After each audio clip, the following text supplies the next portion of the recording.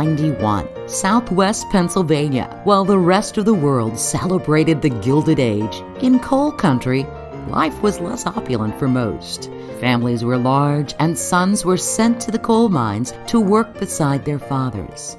Life wasn't easy. Immigrants from Ireland and Eastern Europe flooded Pennsylvania in search of a better life, and Michael and Elizabeth Newton were just a few of the multitudes who arrived from Ireland hoping for a prosperous new life. Married in 1876 in Cork, Ireland, by 1881, the family with their infant son settled in Upper Tyrone Township, Pennsylvania on Broadford Road to begin a new life, not knowing soon that their names would be featured in newspapers across the country. Without the modern invention of ultrasound, it's really doubtful that Elizabeth Newton knew she was having quite so many babies. Healthy multiple births were unheard of at the time. Local doctor A.W. Strickler reported the details of the birth in the St. Louis Medical Surgical Journal. The following are the particulars of a case which occurred in a little village about a mile from here. The case occurred in the practice of my friend, Dr. A.J. Rogers. Dr. Rogers was called shortly before 8 p.m. on February 12th, and by 10 p.m. there were born to the mother 4 well-formed living girl babies. There was a rather profuse hemorrhage with the mother, but which was controlled. The mother made an uninterrupted recovery. Soon, newspapers across the country were announcing the birth.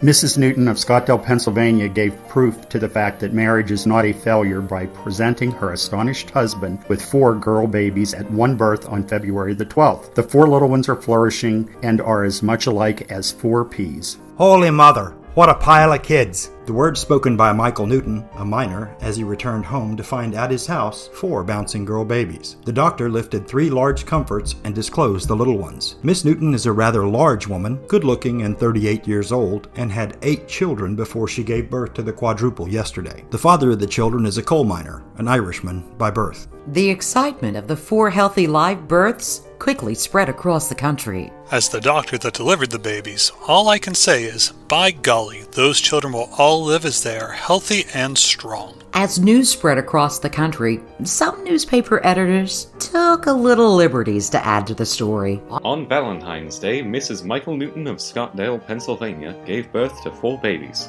2 girls and 2 boys. High, low, Jack in the game in a single deal. The parents should be placed on the pension list for their faithfulness in following the divine injunction to our first parents in the Garden of Eden to multiply and replenish the earth. As you can imagine, the community was fascinated with the little girls, and the prospects of exhibiting the quadruplets was discussed. When Dr. A.J. Rogers made his visit, a large number of ladies braced him to let them go in also and take a view of the quadruplets, but he refused.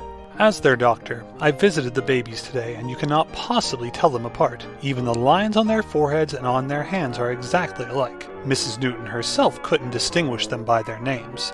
But I cautioned the parents sternly about visitors. Absolutely no visitors for the next 10 to 12 days. I wouldn't for $10,000 allow those babies to be exposed so soon after birth. And by all accounts, the family followed the doctor's instructions. News reports kept interested readers hanging on for every update. The quartet of girl babies were baptized Sunday at St. John's Roman Catholic Church. The ceremony was performed by Reverend Father Lamming.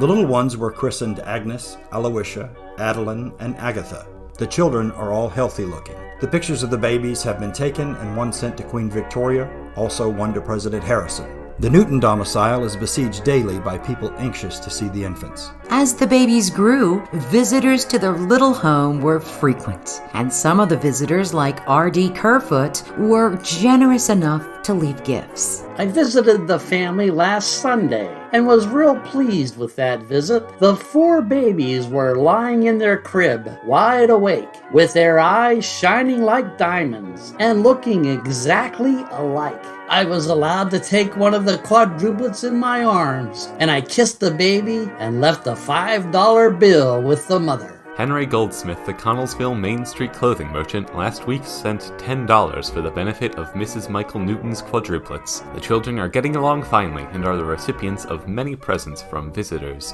Mr. Thomas Lynch, president of the H.C. Frick Mining Company, presented the family with a cow. To increase his income, the family was approached with many offers to exhibit their miracle children. As the local photographer here in Scottdale, I took a photograph of the girls, and the country will soon be flooded with them. Newton, father of the Newton quadruplets, is said to be making $25 a day selling their pictures at 25 cents each. Luckily, those picture postcards survived until today and give us a glimpse of those babies. But the local celebrity enjoyed by the Newtons soon led to more national acclaim. In May of 1890, the celebrity couple of Mr. and Mrs. Tom Thumb were performing in Altoona and came to visit the children.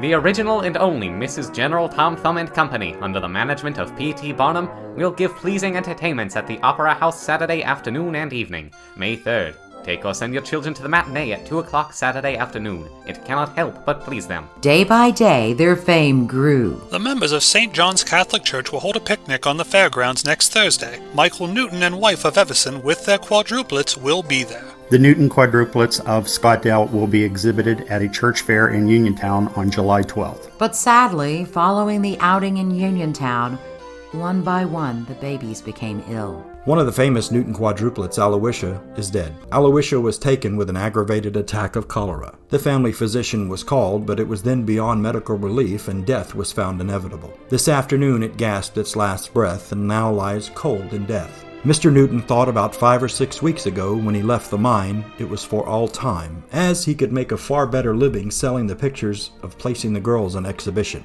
Newton, when seen tonight, displayed considerable emotion at the loss of his dear one, and tears coursed down his cheeks. The next day, the news was even more devastating. Another of the famous Newton quadruplets at Scottdale, PA is gone. The brightest of the lot died yesterday after being sick for 2 days with cholera. The parents had them in Uniontown on exhibition last week, and the trip proved to be to their detriment, as 2 babies have died already, and the other 2 will likely follow since they are quite ill. But only one of the famous Newton babies is left. Saturday, the third one died of cholera and was buried yesterday. The fourth is very ill, but will recover. Dr. J.L. Walters says it was impossible to save the others. One can only imagine the devastation the family felt following the death of their 3 babies. The only survivor of the quads was Agatha. The family remained in Everson, in the same home, and Agatha grew up with the knowledge of her 3 deceased sisters. In 1935, the Dion quintuplets were born in Canada. By this time, little Agatha was 45 years old and living in Pittsburgh. She agreed to be interviewed by the Pittsburgh Post-Gazette.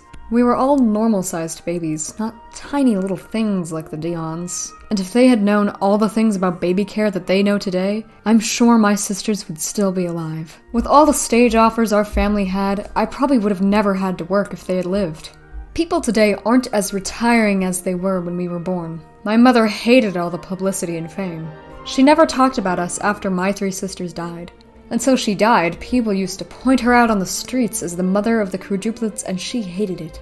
As a schoolgirl, I would blush with embarrassment every time I was introduced as one of the 4 babies, all born at one time. I used to think it was terrible to be a quadruplet. People would tell me about the day all of us were baptized in St. John's Church with a godmother for each of us, of how people poured into our town just to look at us. I hated all the fuss. Agatha never married and worked as a stenographer for the Herr Harris Company in Pittsburgh.